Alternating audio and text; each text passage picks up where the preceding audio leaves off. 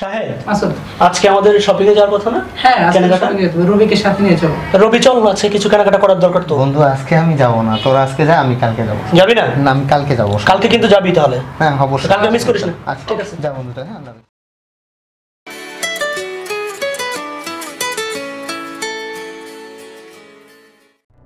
ছোট বোনটা ফোন দিচ্ছে, দুদিন পরে ঈদ, বোনের জন্য একটা ড্রেস, মায়ের জন্য একটা শাড়ি কেনার দরকার।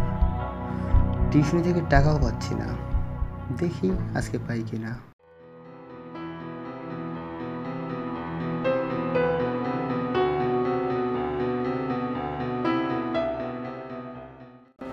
আপনার কি মন খারাপ স্যার? না কিছু হয়নি, তুমি লিখো।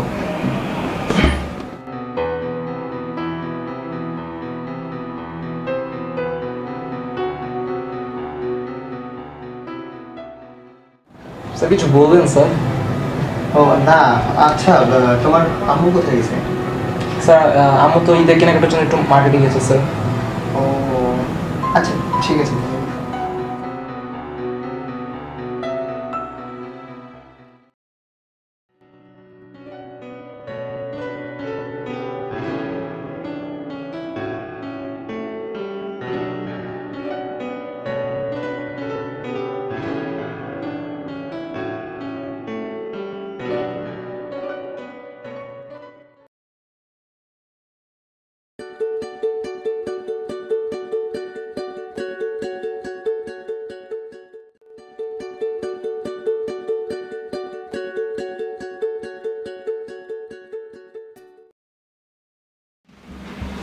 সাকিব, তোমার আম্মু কোথায় গেছে? ও স্যার আম্মু তো পাশাপাশি আন্টির কাছে গেছে স্যার, আপনাকে স্যার চেকটা দিয়ে গিয়েছে। আচ্ছা আচ্ছা। স্যার এইবার তো মাসের অর্ধেক স্যার হাফ স্যালারি দিয়েছে। ঠিক আছে। সব মিলিয়ে যা টাকা হচ্ছে, এ টাকা দিয়ে বোনের জন্য একটা ড্রেস, মায়ের জন্য একটা শাড়ি কিনলে টিকিট কাটা হচ্ছে না।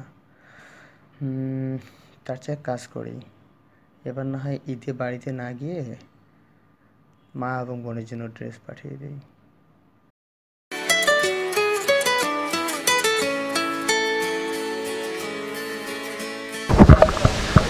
হ্যাঁ মা,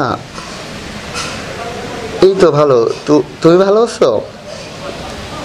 আনিকা কেমন আছে? হ্যাঁ মা, ওই একটু সর্দি লাগছে তো, এই জন্য গলাটা একটু প্রবলেম হচ্ছে আর কি। আচ্ছা মা, আমি যে কথাটা বলতে চাচ্ছিলাম সেটা হচ্ছে মা, আমি এবার এই যে বাড়ি আসতে পারবো না। আমার সামনে সেমিস্টার পরীক্ষা, তো আমি চাচ্ছিলাম যে এই যে না এসে আমি সামনে এই যে বাড়িতে করি। আর আরেকটা কথা, সেটা হচ্ছে আমি কিছু টাকা পাঠিয়ে দিচ্ছি, এই টাকাটা দিয়ে আনিকার জন্য একটা ড্রেস আর তোমার জন্য একটা শাড়ি কিনে নিও। আর তুমি টেনশন করো না, আমি চলে আসবো সামনে ঈদে।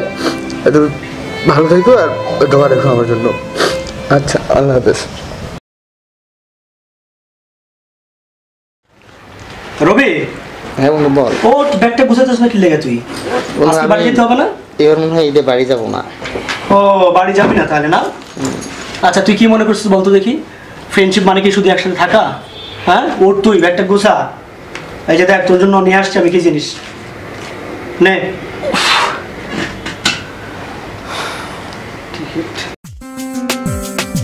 স্বপ্ন যাবে বাড়ি